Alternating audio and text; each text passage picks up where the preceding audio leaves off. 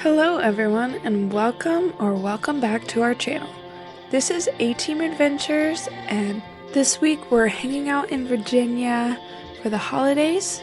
We hope everyone had a happy holidays and a good new year. We rang in the new year here in Virginia and we did go on quite a few adventures while we were home.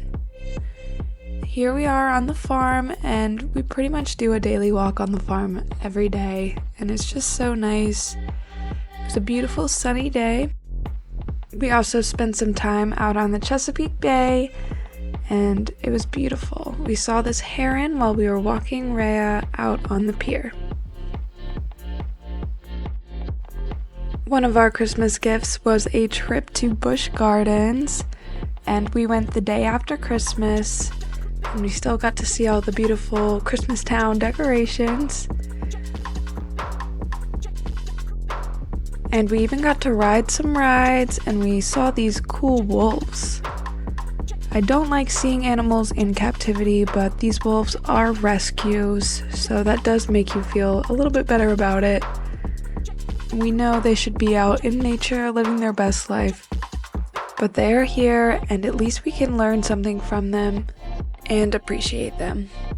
They are not trained and they are still wild animals and mostly do what they want. One of the best parts about Busch Gardens Christmas Town is all the lights. There are plenty of beautiful lights to look at once the sun goes down. Alex was being the cameraman, so he's not in a lot of these shots. This tree was one of the most beautiful trees in the park. We were trying to guess how many strings of lights this could be, and I'm thinking like 4,000. It was so many lights. We also did the Christmas Town Express train and got to see all the lights. It was very pretty. I think that Christmas lights should be up all winter and illuminate the darkness throughout the whole winter. They were also playing Christmas carols on the train, so we were singing and sipping on our hot cocoa. Overall, we had a really good time at Busch Gardens, and even though we only got to ride a few of the rides before a lot of them closed due to it being too cold, but our favorite ride was the Alpinegeist, which is like a skiing themed roller coaster, so it's no question why we liked that one. Also, while in the area, we visited Maymont, which is in Richmond, Virginia. Alex had been here before. He's from the Richmond area, but I had never been here, so it was cool to see. They have like a Japanese garden, an Italian garden. The Japanese garden had some cool like water features, and obviously it's winter, so it's not the best time to come to a garden, but there were still some cool features, and you can see the water, and this grotto cave was pretty cool. This was said to be a place of quiet contemplation back in the day, and a place to connect with nature. This pond was the coolest feature in the Japanese garden during winter.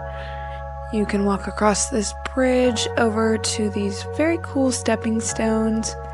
I don't think I've ever really seen anything like this at a public place, so it was definitely cool. Usually if you come here in the summer, I'm told there are koi fish, so that would be cool to see. I definitely want to come back here in the spring or summer when everything is blooming and there's a lot of life. This is also usually a waterfall when there's enough water, but there is not in the winter, so it was not running. Maymont also has some nature exhibits with birds. These are rescues, and they are red-tailed hawks and red-shouldered hawks. There was also this owl that was very beautiful. And as for our last adventure in the southeast, we had to go up to Snowshoe Mountain. This is where Alex and I used to work about 4 years ago. We worked here in the 2020-21 season. So it was really cool to return and check it out. It's still early season there, so the conditions weren't fabulous, and they didn't have like every trail open or anything, but it was still really fun, and this was our first time snowboarding this season, so it was really good to shake the dust off and get some laps in up at Snowshoe.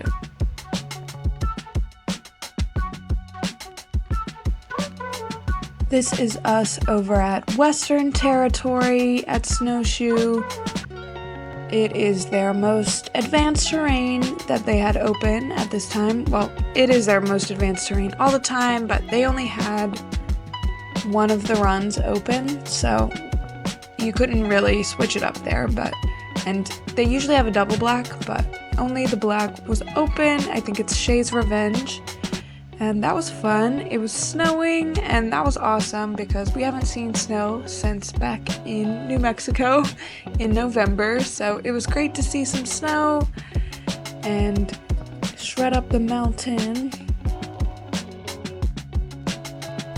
This is being filmed on an Insta360 camera that Alex is holding. It has a really cool invincible pole, so it seems like a drone shot almost.